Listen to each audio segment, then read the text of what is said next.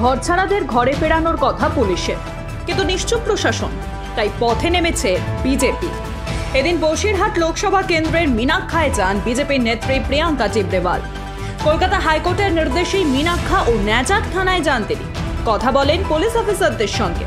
উদ্যোগ নিতে বলেন ঘর ছাড়া বিজেপি কর্মীদের ঘরে ফেরানো।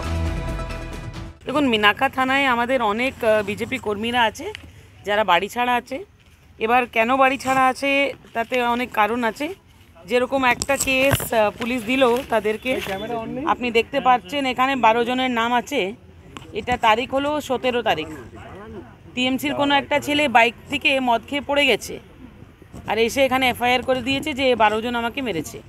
এবার এই 12 জন বাড়ি ছাড়া হয়ে গেল কেন? কি এখানে তো বিজেপি যদি কোনো কমপ্লেন দিতে চায় তার কোনো এফআইআর হয় না, কিন্তু একজন বাড়িতে মানে তার কিছু হলেও বিজেপির নামে কমপ্লেন হয়ে যায়। তো এটাই আজকে নিয়ে আমি কথা বলেছি, আর অফিসার ইনচার্জ আমাকে বলেছে যে ডিউরিং ইনভেস্টিগেশন ওরা এই 12 জনের এগেনস্টে কিছু পায়নি। তা আপনারা ভাবতে পারেন এরকম মিথ্যে মামলা কত দেওয়া হচ্ছে। ঠিক আছে, তখন আমি জিজ্ঞেস করলাম যে যদি একটা মামলায় 12 জন, আরে বাইক থেকে একজন পড়ে গেছে, সে 12 জনের নাম দিয়ে দিয়েছে এখানে। সেটাতে আপনারা ভেবে নিন যে কী ধরনের এখানে চলছে। আর এফআইআর ইনভেস্টিগেশনের আগেই হয়ে যায়, মানে একটা প্রিলিমিনারি ইনভেস্টিগেশনের যে দরকার হয় সেটাও এখানে হয় না। ডাইরেক্ট বিজেপির লোক আছে না, এফআইআর করে দাও। তো এই সমস্ত জিনিস আজকে আমি বলেছি, উনি আমাকে অ্যাসিওর করেছেন যে এই ইনভেস্টিগেশনে আমরা এখন অবধি কিছু পাইনি, আপনাদের লোকজনকে বাড়ি ফিরিয়ে দিন, কোনো অ্যারেস্ট হবে না। কেন, ইনভেস্টিগেশনে যদি কিছু না থাকে তাহলে অ্যারেস্ট কিসের জন্য হবে? দিদি, শাসক দলের কোথাও গিয়ে ক্ষমতার অপব্যবহার করে কি মিথ্যা মামলায় ফাঁসানো হচ্ছে? সেটাই হচ্ছে।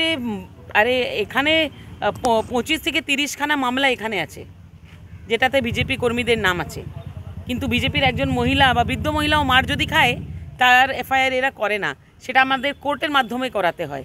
আপনারা জানেন যে শুক্রবার দিন কোর্টের এই নির্দেশ এসেছে, যেখানে বলেছে যে সবাইকে বাড়ি ফেরাও, ব্যবস্থা করো, যাদের কমপ্লেন তোমরা রেজিস্টার করোনি তাদের কমপ্লেন রেজিস্টার করো। এখানে অর্ডারে পরিষ্কার উল্লেখ আছে যে যদি পুলিশ তাদেরকে খুঁজে না পায়, সেখানে বলে আছে যে প্রিয়াঙ্কা টিবরেওয়ালের সঙ্গে আপনি যোগাযোগ করুন, আর যাতে এই লোকজন বাড়িতে ঢুকতে পারে, যতগুলো কমপ্লেন আছে সমস্ত জিনিস ডিসকাস করুন।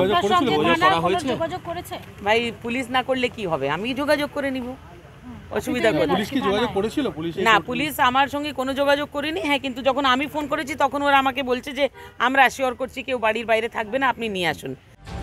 আদালতের নির্দেশে এলাকায় গেছেন বিজেপি নেত্রী, কিন্তু তাও গা জ্বালা স্থানীয় তৃণমূল নেতৃত্বে। তাদের দাবি এলাকা শান্ত, কোথাও কোনো গন্ডগোল নেই, বিজেপি নাকি সব নাটক করছে। তৃণমূল কংগ্রেস কোনো ঘর ছাড়া রাজনীতি পছন্দ করে না। শুধু মীনাক্ষা বামনপুকুর কেন, টোটাল বসিরহাট লোকসভাতে আমরা কোনো বিজেপির কোনো ছোটোখাটো কর্মীকে পর্যন্ত আমরা ঘর ছাড়া করার পক্ষে নয়, বা আমাদের কোনো কর্মী কারো ঘর ছাড়া করেনি। বিজেপির যে সমস্ত কর্মীরা ভোটের আগে অতিরিক্ত লম্পঝম্প করেছে পিঠে পাত্রের কথায়, তারা নিজেদের ভয়ে নিজেরাই ঘর ছেড়ে অন্যত্র আশ্রয় নিয়েছে, এবং বিজেপি একটা ভিন্ন রাজনীতি করার জন্য তাদেরকে আশ্রয় দিয়েছে। তাদের নিয়ে হাইকোর্ট করছে, তাদের নিয়ে থানায় আসছে, তাদের বাড়ি তুলে দেওয়ার চেষ্টা করছে, এবং এলাকায় সুস্থ সুন্দর পরিবেশটাকে তারা বিঘ্নিত করার চেষ্টা করছে, এবং এলাকায় উত্তাপ সৃষ্টি করার চেষ্টা করছে। এটা শুধুমাত্র তৃণমূল কংগ্রেসকে মেলায়ন করার একটা চক্রান্ত ছাড়া আর কিছুই নয়। আমরা বিজেপি কর্মীদেরকে 100% বলতে পারি আমরা কাউকে ঘরছাড়া করিনি, এবং ঘরছাড়া করার রাজনীতি তৃণমূল কংগ্রেসের সংস্কৃতি নয়। বসিরহাটের মানুষ দুহাত ভরে হাজি নুরুল সাহেবকে আশীর্বাদ করেছে, এবং মানুষ তৃণমূল কংগ্রেসের পক্ষে আছে। তাই যারা ঘর ছাড়ার নামে নাটক তৈরি করছে, এই নাটক করে কোনো লাভ হবে না। আপনারা বাড়িতে থাকুন, সুস্থ থাকুন, সুন্দর থাকুন, রাজনৈতিকভাবে আপনাদের মোকাবিলা হবে, অন্য কোনো কিছুই নয়। বসিরহাট কেন্দ্রের বিস্তীর্ণ অংশেই বিজেপি কর্মীরা ঘর ছাড়া, বহু জায়গায় আতঙ্কে দিন কাটাচ্ছেন তারা।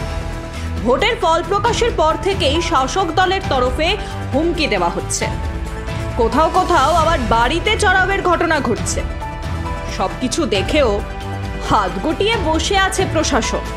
তাই আদালতের নির্দেশ নিয়েই পরিস্থিতি সামাল দেওয়ার চেষ্টায় পথে নেমেছে রাজ্য বিজেপি। ব্যুরো রিপোর্ট, মাধ্যম।